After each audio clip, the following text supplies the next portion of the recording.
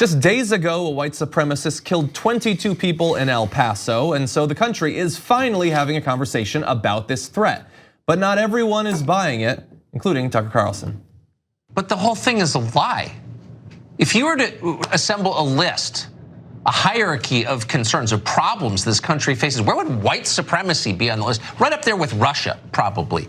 It's actually not a real problem in America.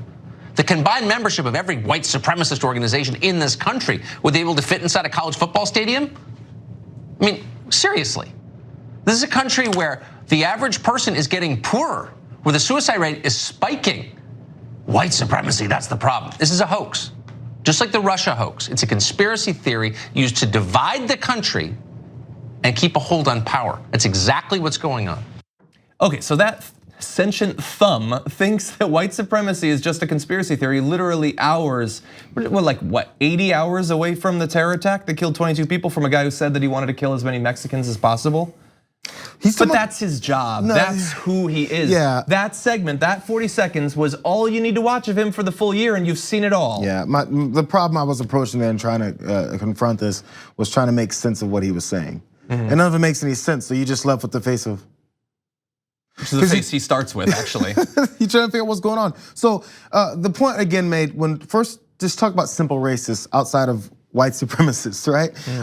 Simple racists, and then when we have to prove to someone that they're a racist by saying, hey, did they say the N-word? Did they write it down? Did they put it on a manifesto? That's the only way we're gonna accept that they're a racist in the first place. So he says there has to be a membership of people in white supremacist organizations in order for us to consider a white supremacy a problem. For some reason, when black folks were talking about, hey, don't shoot us, or Black Lives Matter, people just generally said, police are over-policing and violent towards certain members of society. When that happens, suddenly everybody's in that group.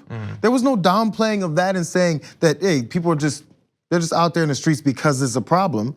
But when it comes to white supremacy, you have to sign up, pay a monthly due or something in order to be considered a white supremacist. And lastly, he said they're doing this to hold on to power. Who's in power again? Holding on to what power? Exactly. He also said, by the way, white supremacy isn't a threat. You couldn't even fill up a stadium with white supremacists. First of all, you definitely could. They're just not dues paying members. But I got news for you. Do you think there's 75,000 radical Muslim terrorists in the country? I don't think so. So it sounds like Tucker Carlson says that radical Islam is not a major threat. So I'm glad to see him move over to our side on that.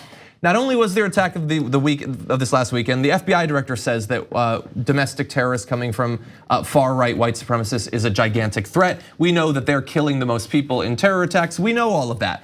But the most important thing that we know is that it's irrelevant whether a person thinks that white supremacy doesn't exist when they are themselves a white supremacist. And there are few people with an audience as large who are as devoted to this ideology as Tucker Carlson. The same guy, and we could go through hours of this, the same guy who said that Ilhan Omar's presence in government is living proof that the way we practice immigration has become dangerous to this country. Simply because she isn't white, she's a living fire alarm. He's also the guy who not too long ago said that Iraqis are semi-literate primitive monkeys. So he doesn't believe that racism is a problem. Sounds like Reagan. He said that immigrants make the US dirtier, which sounds like not even sophisticated white supremacists. That sounds like just some moron who's had a couple too many beers.